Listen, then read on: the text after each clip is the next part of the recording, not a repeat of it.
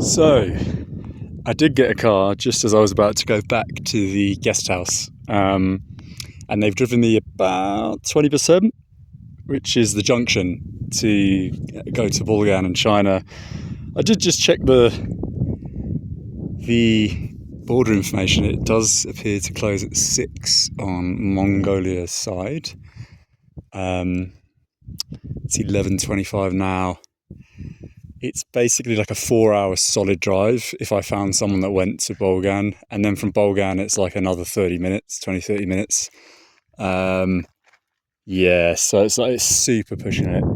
I don't really want to stay in Bulgan, it's so shit, but at the same time I guess I could just like sleep in my tent at the actual border, which would give me a huge advantage in China tomorrow. So there's always a positive.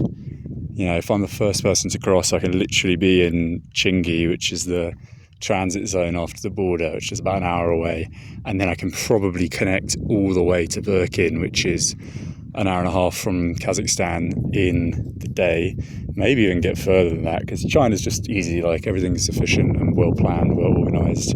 You know, the shared taxis there are just so simple. I wouldn't even need to take cash out. I literally just Alipay all the way to the border on the other side of China. But there's no cars. Like, I was really lucky with that vehicle. And the guy, I guess, had been to like a wedding or something. He had his suit hanging out. And I've from experience, when I've hitchhiked in the past, I've had quite a few domestic arguments where they pick me up as a sort of neutral to sort of calm down the opposition, or to spite the opposition. Like, they were definitely having a domestic, and one of them were like, let's pick up this hitchhiker. Yeah, oh, that's a dead bee. What the fuck? It's like a dead queen bee as well. That's random. But yeah, it's a nightmare. I really haven't enjoyed my time at all.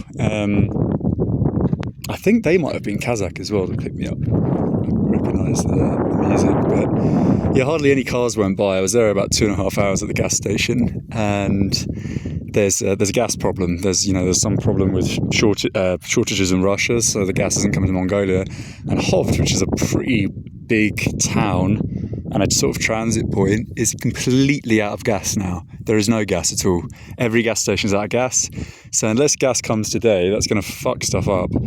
And I wonder whether, because this region's been hit pretty hard, they've had foot and mouth, which is basically the reason why there's no organised transport from the Chinese border. Ordinarily, you can get a bus on the Chinese side all the way to Bulgan and then Hovd, where I've just come from. And they're starting those up on the 3rd, but I don't know if and it's the 29th day of July, so I don't know if they're starting up because they anticipate there's going to be a massive fuel shortage and they want to bring back like public buses between the cities, or if that's just because, yeah, sort of the foot and mouth thing has died down and that they've deemed it a sort of appropriate time to bring back the service. But either way, it's sort of fucking me up, and it's more of an incentive to leave in case it does get worse.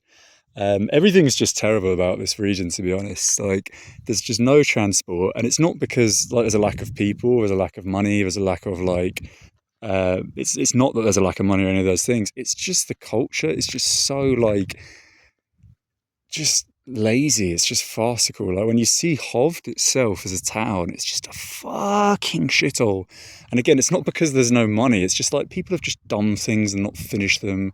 You know, fences have just been built for the sake of it. Like, government money's been appropriated presumably by corrupt people, so they just have like a fence, brand new metal fence, and they have some rose bushes which obviously are already like dead, haven't been watered, covered in weeds, all brand new.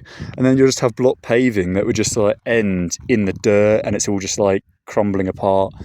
No one's ever cleaned anything in the city. You've got like, someone had like the bright idea at one point of building a water fountain. So there's like a little part, the water fountain is like bashed up.